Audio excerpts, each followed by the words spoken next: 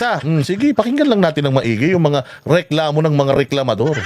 Oo, reklamo ng mga reklamador sa Pilipinas. Ito pa yung isa. Sige, pasok mga reklamador. O ano naman tong isang to? Ang gabi po, Luzon, Visayas at Mindanao. Sinampahan ng reklamo si dating Pangulong Rodrigo Duterte ng PNP-CIDG. Kaugnay ng pahayag nitong pagpatay sa 15 senador. Base sa reklamo sa Department of Justice, maituturing umano Ito naman. Base sa... Taginan to. Parang ulul. May hawak pang papel eh. Base sa... Bukin ang ina nyo. Mga media kayo, mga supot. Base naman sa... Inan to pa, gigil na gigil si tanga eh. Ano sinasabi mo, tangin to? Baka mapatira ng ugat to. yung unlawful utterances at inciting Base! Tangin na nakakatawa yung tsura niya, promise. O, tinan nyo ha. O, kita nyo sabi ni Melchanko. Senador. Base sa reklamo sa Department of Justice, maituturing umano yung unlawful utterances at inciting to sedition. Pero giit ng dating tagapagsalita at abogado ni Duterte. Parang ulul naman. At sabi na, gigil na gigil si Gago, baka matai ka sa salawal mo ha. O sige, diretso. Biro lang ang pahayag ng dating Pangulo. O, kinang-ina nyo, biro nga eh. Nood kasi kayo nanood, di naman kayo dapat nanonood kasi. Mga tanga. Nakatutok si Mav Gonzalez. Ano na naman to? Tangin na to si Torre. Hoy, Torre. Putang lahat na lang gusto mo i-demanda ng sedition. Putang ina. Siguro pinaglihi ka sa sedition. Unang-una sa lahat, hindi trabaho ng mga congressman mag-inarte. Mas lalong hindi trabaho ng PNP to. Putang ina niyan, PNP nagdidemanda. Ay, mga investigador kayo, nag-iimbestiga kayo dapat, di kayo nagdidemanda. Nang tinapay, sige.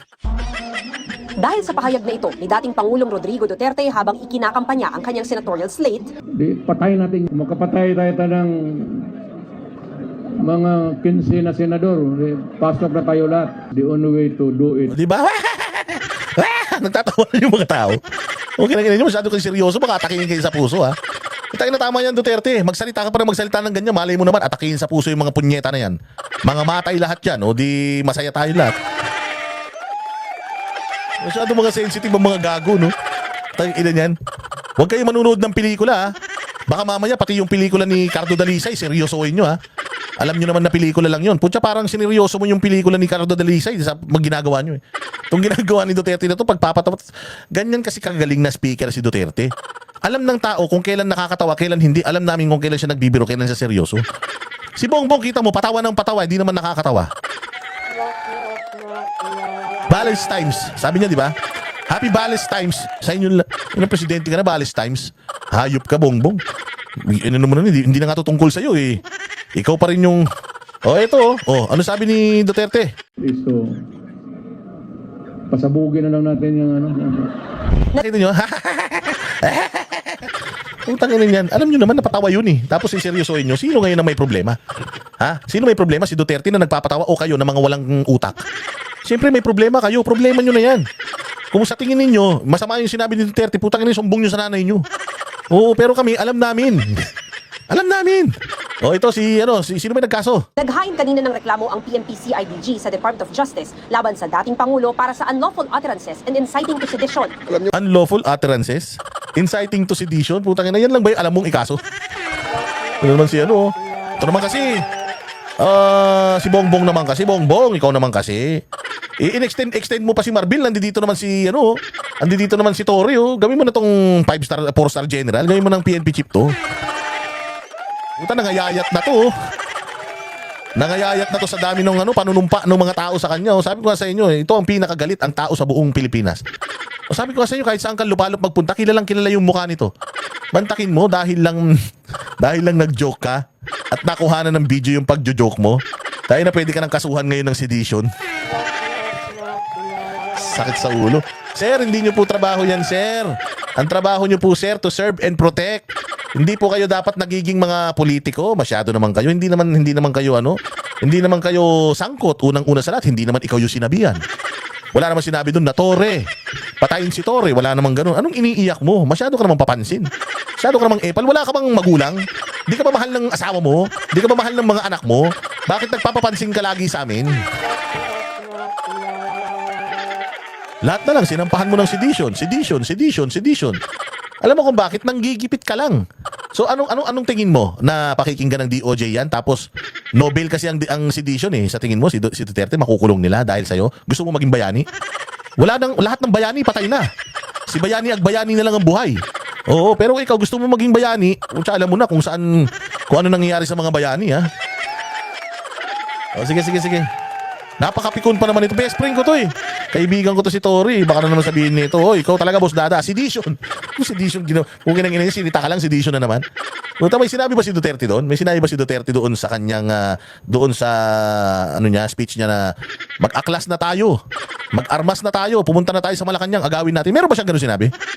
Wala naman. Ang sabi pa nga ni Duterte, ang bait-bait niya pa nga doon, Tori, sabi niya, tingnan nyo ang Pilipinas, kung mura na ang bigas, boto nyo sila. Kung safe na maglakad sa kalsada, boto nyo sila.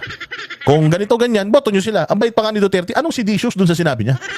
Anong rebellion ang ginawa ni Duterte doon sa proklamasyon na proclamation nga yun, pinakilala niya yung mga kandidato bawat isa. Pinagsasasabi mo. Ano pang sinabi ni Duterte doon? Yung nagdodroga yung presidente. Sabi niya, di ba, bakit hindi mo sampahan ng kaso si Bongbong? Diyan sa DOJ ng paggamit ng illegal na droga. O kaya, i-require mo siya, sir, pa-drug test ka na kasi para hindi ka na tinatawag na bangag. Yun, dapat ang hinihiling mo. Pulis ka, dapat nanguhuli ka ng mga adik. Nanguhuli ka ng mga pusher. O dapat nire-require mo, sinasabihan mo, sir, ako po si General Torre. Nasasaktan na ako sa mga sinasabi ng mga tao na adik ka daw. Ba't kasi hindi ka pa magpa-drug test? Adik ka ba? Dapat ganoon ang ginagawa mo, sir. O, diretso. Bagong Pilipinas na eh. Hindi na pwede yung ganung mga statements na Bagong Pilipinas na? Bawal na yon? Nasa batas ba yon? Bawal na mag-joke, sir? Tangina, twisted talaga yung utak mo, ah. Bawal yon, sir? Bawal? Bawal mag-joke? Bawal mag-joke? Tangina yan. Kaya kayo pumapangit eh. Kaya ang papangit nyo na, hindi na kayo tumatanggap ng biro. Magahan joke only na lang. Tugon ng dating tagapagsalita at legal counsel ng dating Pangulo, nagbibiro lang ito. Alam nila na si Presidente Duterte ay nagbiro. Dati naman nilang alam yun na palabiro siya. Ano ba itong bansa natin? Hindi ka na po pwede magbiro? Magbibiro wala, papailan ka na ng kaso? Ang tingin din ng Sobra, no? Grabe Pilipinas, no? Kaya nga sabi ko nga sa inyo, bawal ka na mag-joke. Mantakin mo, ha? Si Duterte na nagjo-joke, puta, pinailan ng kaso. Delikado talaga tayo. Wala na talagang malayang pagpapahayag sa Pilipinas. Putang ina, mantakin mo. At si Duterte, kakasuhan mo. Tangay, no? So, paano yan? Si Vice Ganda. So, si Vice Ganda, pagka nagjo-joke yan, lahat binabanatan yan. Pag nagjo-joke si Vice Ganda, binababoy niya yung mga tagapanood niya. Diba? Si Vice Ganda, binababoy sila Jessica Soho. Kung sino-sino pang mga personalities, di ba binababoy ni Vice Ganda? O, so paano yun? Pwede na rin ba natin i-demanda si Vice Ganda dahil ayaw natin sa joke niya? Mga sirs, kung wala po kayong mga sense of humor, umalis na kayo sa Pilipinas. Pumunta na kayo sa Mars. O kasi dun sa Mars, kahit papano, doon, nagpapadala na daw ng mga aso at saka mga unggoy doon. O baka pwede na kayong pumunta ron. O, diretso. Alyado ni Duterte na si Senador Bato de la Rosa sa umuning banta sa institusyong kanyang kinabibilangan, isang araw biro. Hindi pa nyo kilala si Pangulong Duterte, no? Hanggang ngayon, ganun pa rin yung mga ganung statement. Bumigyan nyo ng weight. Klaro naman yun na biro. Kung talagang totoo niya by heart, gusto niya pumunta ng 15 senators, bakit niya i-announce? Klaro-klaro na nagpapatawa siya. Biro rin ang basa ni Senate President Pro Tempore Jinggoy Estrada sa sinabi ng dating Pangulo, kaya non-issue raw ito. Ayan o, ito mga senador to. Kung kinanginan nyo, hindi naman kayo mga kasali. Nakikisali kayo. Anong sabi ni Bong Revilla? Paniwala naman ni Senador Bong Revilla, bulaklak lang ito ng bibig. Ayan o, sa tingin ko bulaklak lang ng bibig ni FPRD. That's just how he expresses himself. Holy smokes, ganito na kayo kabobo at jong, ganito kakatanga. Para hindi mo maisip to, putang ina, hanggang congressman ka na lang. Oh, no wonder yung probinsya nyo hindi umuunlad. Ganyan ang takbo ng kukote mo. Ayan oh, sabi nitong mga senador, sila nga apektado, sila yung senador Ito nga kasama po to sa mga sa mga ni Bongbong Marcos kung sakaling tototohanin ni Duterte yun, isa to sa matitigok Oh, imagine, para sa kanya okay lang, tapos kayo nag-iinarte. Ikaw, Tori, di ka naman kapugian, sensitive ka? Kaya na, Tori. Ano nangyari sa'yo? Akala ko ba mga pulis matitikas, matatapang, matitigas? Akala ko ba ang drama mo sa Senado nung nandoon tayo, matigas ang balat mo, hindi ka na tinatablan sa mga ganyan. At ngayong konting galos lang, umiiyak ka na, airconan ka lang ng matagal. Nasayarang ka lang na masarap na pagkain Kung umasta ka, para ka ng parang taga-Ayala Alabang ka na. Nagbago ka na, pare. Hindi ka naman ganyan dati Adjong, pakinggan mo. Nakikialam kang kupal ka, hindi ka naman kasali. O, diretso. Big, at ganun daw talaga magsalita ang dating Pangulo. Sabi naman ni Senador Risa Ontiveros, ano daw? Ano pang Tanginan to. Ang pangit Uy, Putangin na ka, nasaan na yung mga hiring mo sa Pogo? Ha? Ba't nawala na yung hearing mo sa Pogo? Ha? Ano? Rizal Tiberos? Bakit nanahimik na yung Pogo mo? Oy, may sinasabi sila ha. Ikaw daw pala yung nagpapapasok ng ano ha, ng mga Taiwanese na mga Pogo, ano dito ha, Pogo operators, hindi pala Pogo workers dito sa Pilipinas ha, dyan sa Clark ha. Oy, sagutin mo muna yun, Risa, huwag ka makisali. Di umano ha. Ano sabi ni Risa? Magiging reaksyon ng mga tao na hirap na nga sa buhay, tapos ang sagot nung isa dyan ay dagdag na karahasan. Talagang ewan ko lang sa kanila. Corny. Corny mo, Risa. Putangin na, hindi mo kayang banggitin yung pangalan. Ulit. Ito naman si Senate Minority Leader Coco Pimentel, ang Department of Justice at NBI daw ang nakakaalam kung may naganap na krimen. Kung wala, tapusin na aniya ang issue. Para sa Jim, Diba? Plain and simple. This is what I'm talking about. Ito yung mga senador natin, matatalino. Hindi sabik sa atensyon katulad ng mga congressman na putangin na sa dami nila, uhaw na uhaw sa kasikatan, nag-uunahan sa pagpapa-interview. Utragis na mga kupal na yan. O, para ano lang ha, para lang matapos na tong ano natin ha, para lang matapos na tong ating usapin tungkol dito. Ito ang sagot ng NBI ha. Pakinggan nyo. Mawalang galang na si kay Congressman Adjong at sa iba pa na congressman natin, nag-i-instigate sila na mag-imbestiga ang NBI. Hindi naman sila yung tinatakot yung mga senador eh.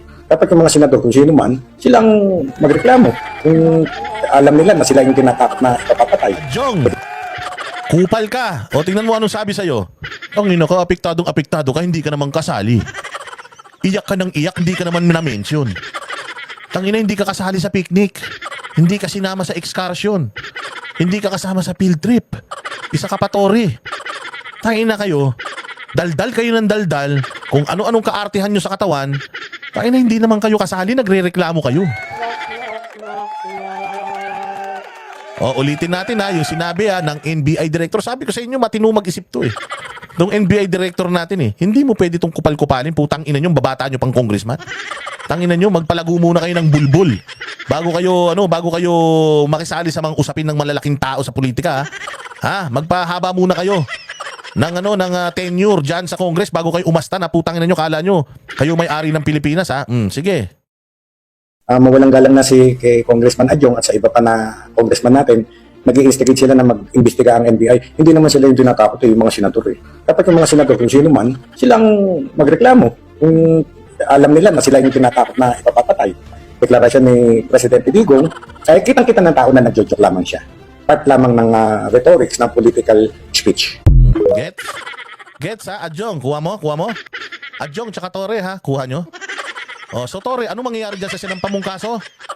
Basura katulad mo. Mapupunta yan sa basurahan kung saan ka nararapat. At ikaw, Adjong, putangin na mo bago ka daw mag-utos, punyeta ka, mag-aral ka muna ng batas. Kung may problema ka sa buhay, huwag mo kaming idamay. Sabi nga dito ni NBI Director, uutusan nyo ako mag-imbestiga sa joke. Ano to, joke? Ina nyo? Mga hayop kayo, so dito pa lang sunog na kayo. Dito pa lang, nga na. Ang ina nyo? Yan, ang napapalaan yung mga gunggong kayo. Ang hilig nyong makipaglaro sa mga malalaki, hindi nyo naman ka-match. Tapos pag nasaktan kayo, iiyak kayo. Oh, di ba sinabi ko sa inyo, wag kayo makipaglaro ron? Di ba sinabi ko, wag kayo makipaglaro sa malalaki? Oh, tapos kapag kanaano kayo, iiyak kayo. Oh, tignan nyo, ulitin natin yung sasabihin ni NBI Director ha. Mawalang galang na si kay Congressman Adjong at sa iba pa na congressman natin, nag-i-instigate sila na mag-imbestiga ang NBI. Hindi naman sila yung tinatakot yung mga senador eh. Dapat yung mga senador, kung sino man, silang magreklamo. Kung alam nila na sila yung tinatakot na ipapapatay. Oh, di naman kayo senador eh. Senador ka ba, Tore? Umiiyak ka, di ka naman kasali. Taga-kabilang section ka. Oo, wag kang pumunta sa section na matatalino. Bawal ka dun. Ikaw naman, Adjong, ha? Pag senador ka na, saka ka na umarte. Pero kung congressman ka lang, focus ka na lang sa problema ng distrito mo. Huwag mong pinoproblema, hindi mo problema, ha? Linis muna ng bakuran bago ka sumisilip sa bakuran ng iba. Kung masama ang loob mo, nasasaktan ka sa mga napapanood mo, putang itapon mo lahat ng TV nyo sa bahay. Lahat ng cellphone mo, itapon mo, wag ka mag-Facebook, wag ka mag-YouTube. Para hindi mo naririnig yung mga batikos namin, ha? Wag kang maarte, hindi ka naman mukhang artista. Oh. Deklarasyon ni Presidente Digong, ay kitang-kita ng tao na nagjojoke lamang siya. Part lamang ng rhetorics ng political speech. Yan ha, speech. Oh, so malinaw. Sana naman, Adjong, at sana naman, Tore, natuto na kayo sa inyong nakaraan. Wag epal pag di kasali. Okay? Wag epal pag di kasali. Pag di sinali, wag magagalit, magantay ng time to shine. Baka naman ipatawag nyo si ano ha? Baka naman ipatawag nyo si Judge Santiago dahil sa statement niya na yan. O ikaw naman, Torre, baka gusto mo, demanda mo na rin to si Santiago ng sedition. Sampa mo na ng kaso to, sedition, bilis. Sedition, sige na.